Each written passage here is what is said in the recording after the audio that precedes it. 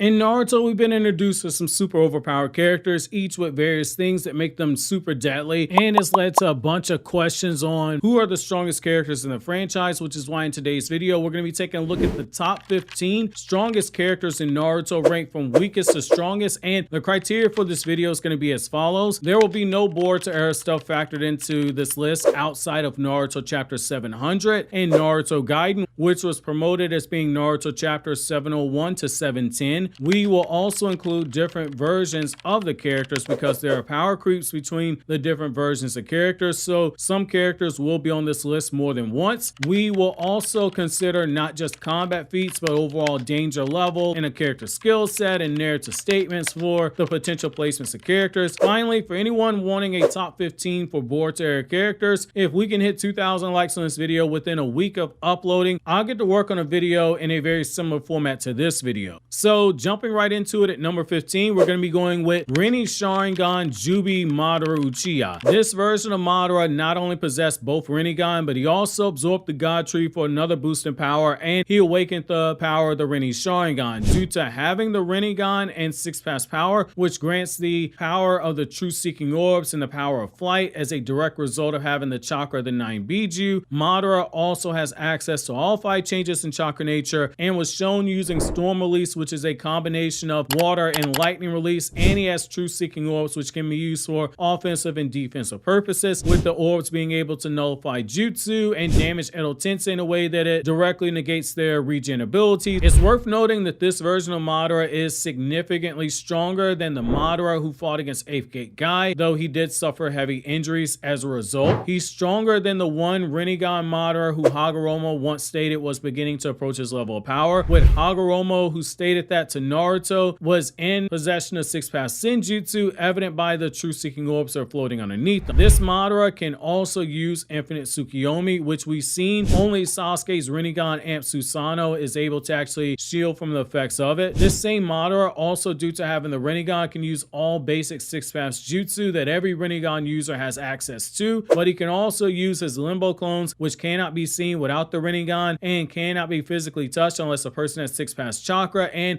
they cannot be sensed unless the person has 6-pass Sage mode, making it one of the most broken jutsu in the series given how few people actually meet this criteria for these conditions. On one final note about this version of Madara is that if we go by Madara's own words, right before Zetsu betrayed him, where it was strongly implied that he was about to fight Naruto and Sasuke seriously, he could have been higher up on this list. However, it's like Prime Heroes and everybody talks about it, nobody actually saw it. There's nothing that actually gives us a definitive answer on how much stronger this Madara would have been, so we can only go by what we actually see and what we've been told so far. Now at number 14, we're going to be going with the Sasuke who possessed Hagoromo's chakra via the 6-pass Yin Seal and the Rinnegan. This Sasuke, due to having the Rinnegan, gains mastery of all 5 changes in chakra nature, and by his own words, he figured out how to use the powers of the Rinnegan. But as we were told by Kurama, while he might know how to use the jutsu, he hasn't truly mastered the Rinnegan at this point, so he can't do things like absorb chakra and attack at the same time just yet. This Sasuke is being shown being able to use this Amenateji card to swap himself with other objects, forcibly swap the positions of others as long as they're within the range of his jutsu when he uses it. The manga implies that Amenateji card consumes a large amount of chakra, which makes sense given how much chakra the basic Rinnegan jutsu used. This Sasuke was implied to be somewhat relative to the Naruto who was previously bullying both one Rinnegan Madara as well as double Rinnegan Madara, with Naruto only using base 6-pass Sage mode in the first fight and not having to bother with using his chakra cloak infused with 6-pass power that was stacked on top of his 6-pass Sage mode. Both Naruto and Sasuke were hardly trying when they were putting double Rinnegan Madara on a defensive. This same Sasuke was strong enough that his Amenateji Kara was able to briefly put Kaguya on a defensive mode to force her to dodge his chain. In chapter 688, his perfect Susanoo was able to withstand 4 hits from Kaguya's vacuum punch jutsu and was almost able to connect on the attack with Kaguya before his perfect Susanoo was destroyed with those 4 hits. This Sasuke, on top of having the Rinnegan, still maintains the Mangekyo Sharingan powers, which are Amaterasu and the flame manipulation, with us seeing in the anime only sequence where he combines the Rinnegan's Deva Path attraction powers with the Amaterasu and flame control that shaped the Amaterasu into spikes to try and hit Naruto. Rinnegan Sasuke, even after losing the powers stored in Hagoromo's chakra seal, which was taken back when Hagoromo took away those seals, was still strong enough to immediately force Naruto to go into a 6-pass Sage mode with the Kyuubi Chakra Cloak and 6-pass power infused into it when they fought in the manga version of the story. There was no filler sequence like you saw in the anime with Naruto bagging Sasuke through his eyes in the prolonged taijutsu sequence. In the manga, Sasuke forces Naruto into that mode right away and is able to, against a suppressed Naruto, stalemate his 6-pass Amp Kyuubi Chakra avatar before telling Naruto to stop holding back, and for good reason. Naruto had a lot more power that he promptly displayed to Sasuke just after that, and the foreshadowing that Naruto was above Sasuke came as early as the Kaguya fight. In that Kaguya fight, Sasuke never actually landed a direct hit on Kaguya, but by comparison, Naruto using 6-pass power stacked on top of his 6-pass Sage mode was able to land quite a few hits on Kaguya, including moving fast enough to slice her arm off and landing the Rasen Shuriken barrage on her, which brings me to number 13. At number 13, we have the version of Naruto using 6-pass Sage mode, 6-pass power from the 9 BIJU, and possessing the chakra of Hagoromo's 6-pass Yang seal. As previously stated, Naruto is a walking tank. Being able to slice off Kaguya's arm seconds after shouting at Zetsu and benefiting from a rage amp that came from Zetsu mocking Obito's death is the first sign of how big of a giant this version of Naruto was. This Naruto was able to land hits via his Rasen Shuriken barrage against Kaguya, who had her Byakugan active in the manga. This same Naruto previously, when using Bull Release, was able to briefly match Kaguya in the ice dimension before the effects of his Bull Release wore off, using what Naruto Databook 4 referred to as being unrivaled boost in power. This same Naruto showed that not just the sensory ability to track Kaguya when she sent one of her arms through one of those time-space portals that she opened up, but he was also able to possess enough speed to get out of the way of the attack, which shouldn't be understated, which is why Zetsu said he had nice reflexes. Consistently throughout the Kaguya fight, Naruto was the one between himself and Sasuke who was able to consistently land hits on Kaguya, from his jutsu like the reverse harem jutsu that gave Kaguya a nosebleed before he punched her in the face, to forcing her to block his attacks when he used his shadow clones, to matching her attacks using Bull Release, to slicing off her arm with this brief rage amp, to the Rasen Shuriken barrage.